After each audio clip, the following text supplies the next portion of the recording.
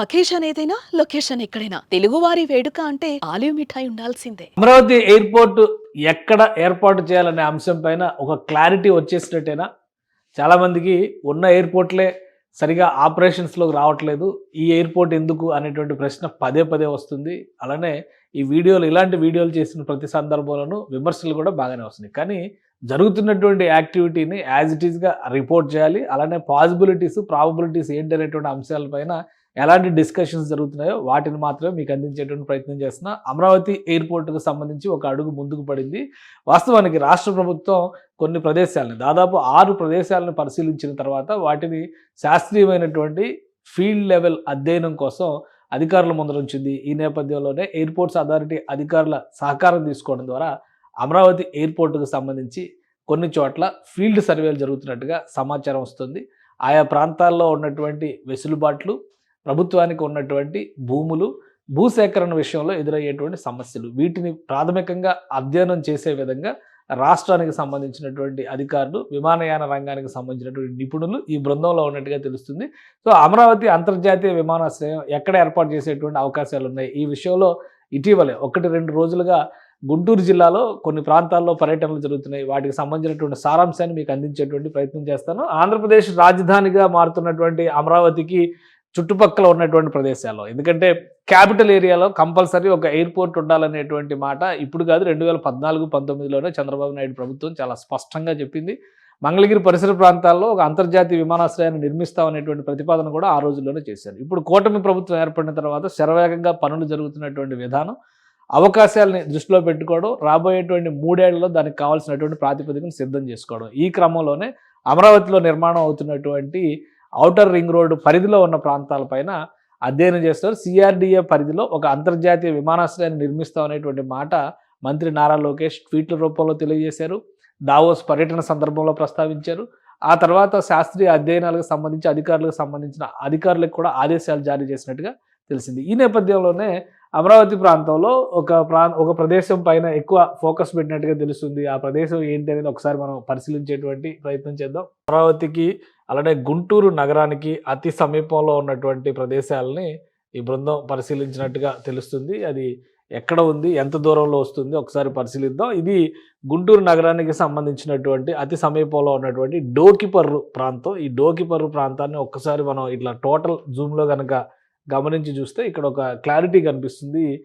ఒక సర్కిల్ రూపంలో కనిపిస్తుంది. ఇది గుంటూరు సిటీ, ఇది విజయవాడ సిటీ, అంటే గన్నవరం ఎయిర్పోర్ట్ ఇక్కడ ఉంది. ఇక అమరావతి నగరం ఇక్కడ నిర్మాణం జరుగుతుంది. డోకిపర్రు అనేటువంటి ప్రాంతం ఇక్కడ ఉంది. దీని సరౌండింగ్స్లో ఇక్కడ ఈ ట్రయాంగిల్లో కనిపిస్తున్నటువంటి ప్రదేశం మొత్తం కూడా, ఈ ప్రదేశాల్లో ప్రభుత్వానికి సంబంధించి దాదాపుగా 1000 ఎకరాల భూములు అందుబాటులో ఉన్నట్టుగా ఒక సమాచారం ఉంది. అంటే ఇది తాడికొండ మండలం, పక్కన ఒక 3 మండలాలు కనిపిస్తున్నాయి. తాడికొండ మండలం, మేడికొండూరు మండలం, అలానే అమరావతి మండలం.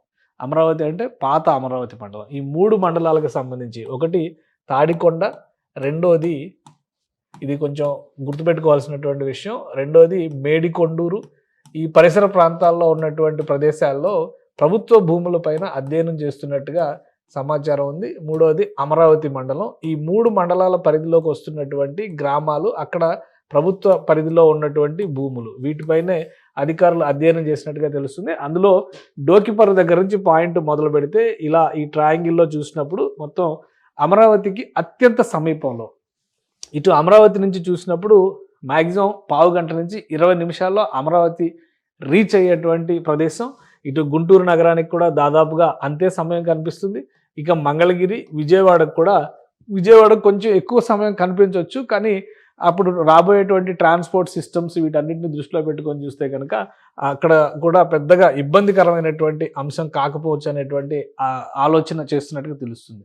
మరొకటి ఏంటంటే, ఇక్కడ ఒక 10 లక్షల జనాభా ఉండొచ్చు, ఇక్కడ ఒక 15 లక్షల జనాభా ఉంది దాదాపుగా. కొత్తగా ఏర్పడేటువంటి అమరావతి పరిసర ప్రాంతాల్లో కూడా ఒక 10 లక్షల జనాభా మనం లెక్కేసుకుని చూస్తే కనీసం మినిమం 30 లక్షల జనాభా ఈ రేడియస్లో ఉండేటువంటి అవకాశం ఉంది ఇప్పుడు ప్రజెంట్ సిచ్యుయేషన్లో. రాబోయేటువంటి 5 ఏళ్లలో అమరావతి నిర్మాణం తర్వాత ఈ ప్రాంతంలో పెద్ద ఎత్తున జనాభా పెరిగేటువంటి అవకాశం ఉంటుంది. కనీసం 50-60 లక్షల మంది జనాభా ఇక్కడ ఉండే అవకాశం ఉందని చెప్పని అధికారులే స్వయంగా అంచనా వేస్తున్నారు. అలానే దీంతో పాటు మరొక విషయాన్ని మనం ఒకసారి దీన్ని డీటెయిల్గా చూసే ముందు మరొక విషయాన్ని కూడా గమనించాల్సి ఉంటుంది. జనాభా ప్రాతిపదికన అమరావతి ప్రాంతాన్ని చూసినప్పుడు కొన్ని లెక్కలు అంచనాలు వేస్తున్నారు. ఇది ఒక కంపారిజన్, ఇప్పుడు బయటకు వచ్చినటువంటి ఒక కంపారిజన్. ఈ కంపారిజన్ కూడా మనం చూడాల్సి ఉంటుంది. లండన్ మహానగరం ప్రపంచంలోనే ఒక ప్రఖ్యాతమైనటువంటి నగరం, అందరికీ తెలుసు. అక్కడ దాదాపుగా 90 లక్షల జనాభా, 89 లక్షల జనాభా ఉన్నటువంటి లండన్ నగరంలో 5 ఎయిర్పోర్ట్లు ప్రస్తుతం రన్ అవుతున్నాయి. 5 ఎయిర్పోర్ట్లు అక్కడ అందుబాటులో ఉన్నాయి. రాబోయేటువంటి 5 ఏళ్లలో చుట్టుపక్కల జనాభాని వీటన్నింటిని దృష్టిలో పెట్టుకొని చూస్తే ఇప్పుడు ఉన్నటువంటి ఈక్వేషన్స్లో కూడా దాదాపు 60 లక్షల జనాభా అమరావతి ప్రాంతంలో ఉంటే కేవలం ఒక ఎయిర్పోర్ట్ మాత్రమే, గన్నవరం ఎయిర్పోర్ట్ మాత్రమే అందుబాటులో ఉంది. అంటే ఇది చుట్టుపక్కల ఉన్నటువంటి జనాభాని, ఆ అమరావతి రేడియస్లో ఉన్నటువంటి జనాభాని కనుక పరిగణలోకి తీసుకుని చూస్తే, అందుకనే మరొక ఎయిర్పోర్ట్ అవసరం, ఇక్కడ అత్యవసరం అనేటువంటి అభిప్రాయం కనబడుతుంది. భవిష్యత్ అవసరాలను దృష్టిలో పెట్టుకొని చూసినప్పుడు కూడా ఇక్కడ ఖచ్చితంగా ఎయిర్పోర్ట్స్ రన్ చేయాల్సినటువంటి పరిస్థితి వస్తుందని చెప్పని అంచనా వేస్తున్నారు. ఇప్పుడు లండన్ ముఖ చిత్రాన్ని కనుక మనం ఒకసారి తీసి చూస్తే, సెంట్రల్ లండన్కి దాని చుట్టుపక్కల ఉన్నటువంటి ప్రదేశాల్లో ఎట్లాంటి ఇగో ఇక్కడ ఒక ల్యూటన్ ఇదొక ఎయిర్పోర్టు, స్టాన్స్టెడ్ ఇదొక ఎయిర్పోర్టు, అలానే సిటీ ఎయిర్పోర్ట్ మరొక వైపు ఉంది. ఇటువైపు చూస్తే గాట్విక్ మరొక ఎయిర్పోర్టు, హీత్రూ ఎయిర్పోర్ట్ చాలా ఫేమస్. ఇది అంతా కూడా సెంట్రల్ లండన్కి రీచ్ అవడానికి ఉన్నటువంటి మొత్తం 1, 2, 3, 4, 5 ఎయిర్పోర్ట్లు ఒక లండన్ మహానగరానికి మాత్రమే సేవలు అందిస్తున్నటువంటి పరిస్థితి. చాలా రద్దీగా ఉండేటువంటి ఎయిర్పోర్ట్గా లండన్ ఎయిర్పోర్ట్కి ప్రత్యేకమైనటువంటి గుర్తింపు ఉంది. అంటే లండన్తో మనం ఎందుకు పోల్చుకుంటున్నాం అంటే, అంతర్జాతీయ నగరాలకు సంబంధించినటువంటి నమూనాలను పరిశీలించి అంతర్జాతీయ నగరాలను నిర్మించాలనేటువంటి ఆలోచన చేసినప్పుడు ఖచ్చితంగా అలాంటి నగరాలతోనే పోల్చుకోవాల్సినటువంటి అవసరం ఉంటుంది. కాబట్టి మంగళగిరి ఎయిర్పోర్ట్కి సంబంధించి ఈ ప్రదేశాన్ని ఒక్కసారి మనం జూమ్ చేసి చూద్దాం. ఇందాకే మనం అనుకున్నాం ఏ మండలాలు వస్తున్నాయి అనేటువంటిది. ఒక్కసారి ఈ ప్రదేశాన్ని ఒక్కసారి జూమ్ చేసి చూస్తే కనుక ఇక్కడ 3-4 మండలాల పేర్లు కనిపిస్తున్నాయి. మేడికొండూరు పరిధి, అలానే ఇక్కడ ఇదంతా కూడా పేరేచర్ల ఇటువైపు అంతా, ఇటు వస్తే కనుక ఇది తాడికొండ పరిధి, ఇటువైపు వస్తే అమరావతి పరిధి వస్తుంది, ఇటు పెదకూరపాడు మండలం వస్తుంది. సో ఇక్కడ గుడిపూడి, సత్తెనపల్లి ఇవన్నీ కూడా మండలాల వారీగా చూస్తే, కానీ ఈ సెంట్రల్ లొకేషన్లో ఉన్నటువంటి ల్యాండ్ అవైలబిలిటీ ప్రధానంగా తాడికొండకు సంబంధించినటువంటి భూములు 1000 ఎకరాల భూములు ఈ పరిధిలోనే ఉన్నాయి, ప్రభుత్వ భూములు ఉన్నాయి. ఈ 1000 ఎకరాల భూములు ఉండడము, ఈ పరిసర ప్రాంతాల్లో ల్యాండ్ కాస్ట్ కూడా కంపారిటివ్లీ మిగతా ప్రాంతాలతో పోల్చి చూసినప్పుడు తక్కువగా ఉండడము. కనెక్టివిటీ విషయంలో చూస్తే ఇక్కడ NH నేషనల్ హైవే కనెక్టివిటీ కూడా ఇటువైపు, నేషనల్ హైవే 16 కనెక్టివిటీ ఇటువైపు వస్తుంది. అలానే కొత్తగా డెవలప్ చేస్తున్నటువంటి అమరావతిలోకి కనెక్టివిటీ డెవలప్ చేస్తున్నటువంటి హైవే ఇది కూడా ఇటువైపు వస్తుంది. ఈ హైవేల పరంగా చూసినా కానీ కనెక్టివిటీలో ఎలాంటి ఇబ్బందులు ఉండవు. కాబట్టి ఈ ప్రదేశం అనుకూలమైనది అన్నట్టుగా కొంత ప్రాథమికంగా సమాచారం వస్తుంది. అలానే అధికారులు కూడా దీనిపైన ప్రత్యేకమైనటువంటి దృష్టి పెట్టబోతున్నారు. అన్నిటికీ మించి ఈ ప్రాంతంలో ఎయిర్పోర్ట్ ఏర్పాటు చేయాలంటే కనీసం 3000 నుంచి 5000 ఎకరాల భూములు కావాలనేటువంటి అంచనాని రాష్ట్ర ప్రభుత్వం వేస్తుంది. 3000 నుంచి 5000 ఎకరాలు అంటే ఈ ప్రాంతంలోనే 10,000 ఎకరాలు, 1000 ఎకరాల వరకు ప్రభుత్వ భూములే ఉన్నాయి. కాబట్టి 1000 ఎకరం భూములు ఉన్న నేపథ్యంలో ఇబ్బందులు ఏవి ఉండవు.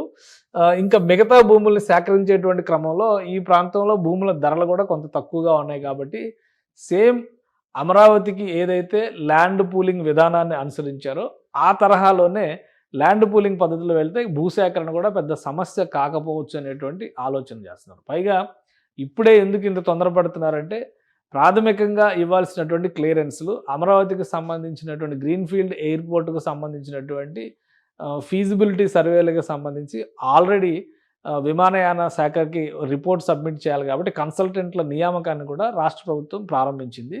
అక్కడ విమానయాన శాఖ, పౌర విమానయాన శాఖ దీనికి సంబంధించినటువంటి క్లియరెన్స్ ఇవ్వడానికి కూడా దాదాపుగా 6 నెలల నుంచి సంవత్సర కాలం సమయం పడుతుంది. భూసేకరణకి సంబంధించి కూడా ఒక ఏడాదిన్నర సమయం పట్టేటువంటి అవకాశం ఉండొచ్చు. కాబట్టి ఒక లాంగ్ టర్మ్ ప్లాన్ కింద రాష్ట్ర ప్రభుత్వం దీన్ని ఒక ప్రణాళికాబద్ధంగా ముందుకు తీసుకెళ్లే ప్రయత్నం చేస్తుంది. ఉదాహరణకి ఈరోజు భోగాపురంలో కడుతున్నటువంటి అల్లూరు సీతారామరాజు ఇంటర్నేషనల్ ఎయిర్పోర్ట్కి సంబంధించినటువంటి మొదటి బీజం 1997లో పడింది. అయితే యాక్చువల్గా గ్రౌండ్లో పనులు మొదలుపెట్టింది 2023లో మొదలుపెట్టారు. 2026కు అందుబాటులోకి తీసుకురావాలని ఆలోచన చేస్తున్నారు.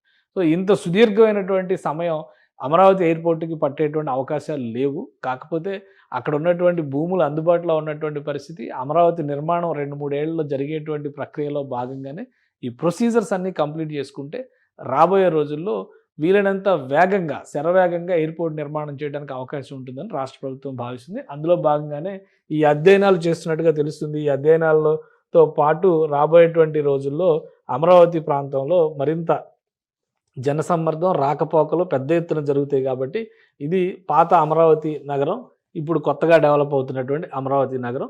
ఈ పరిధిని దృష్టిలో పెట్టుకునే పొన్నెకల్లు దగ్గర నుంచి రావెల దగ్గర నుంచి ఈ సర్కిల్ మొత్తాన్ని కూడా రాష్ట్ర ప్రభుత్వం ప్రత్యేకంగా ఎయిర్పోర్టుకి సంబంధించినటువంటి ఫోకస్లోనే పెట్టినట్టుగా తెలుస్తుంది.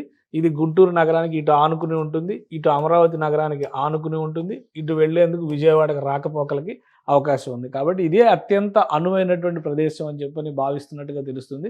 ప్రాథమిక అధ్యయనాలు అయిన తర్వాత దీనిపైన ఫీజిబిలిటీ స్టడీస్ కూడా జరుగుతాయి. ప్రత్యామ్నాయంగా చెప్పినటువంటి 4-5 ప్రాంతాలు 4-5 ప్రదేశాల విషయంలో కూడా ప్రభుత్వం ఒక క్లారిటీకి వచ్చింది. గన్నవరం ఎయిర్పోర్ట్కి దూరంగా ఉండడంతో పాటు గుంటూరు జిల్లా పరిధిలో కృష్ణానదికి ఆవల కంటే కృష్ణానదికి ఈవల ఈ ఎయిర్పోర్ట్ని డెవలప్ చేయడం వల్ల ఎక్కువ ప్రయోజనాలు ఉంటాయి అనేటువంటి అభిప్రాయాన్ని ఇప్పటికే ప్రభుత్వంలోని కొందరు పెద్దలు వ్యక్తపరిచినటువంటి నేపథ్యంలోనే క్షేత్రస్థాయిలో కావలసినటువంటి అధ్యయనాలని రాష్ట్ర ప్రభుత్వం ప్రారంభించింది. సుమన్ టీవీలో మీ పర్సనల్ అండ్ బిజినెస్ ప్రమోషన్స్ కోసం కింది నెంబర్కి కాంటాక్ట్ చేయండి.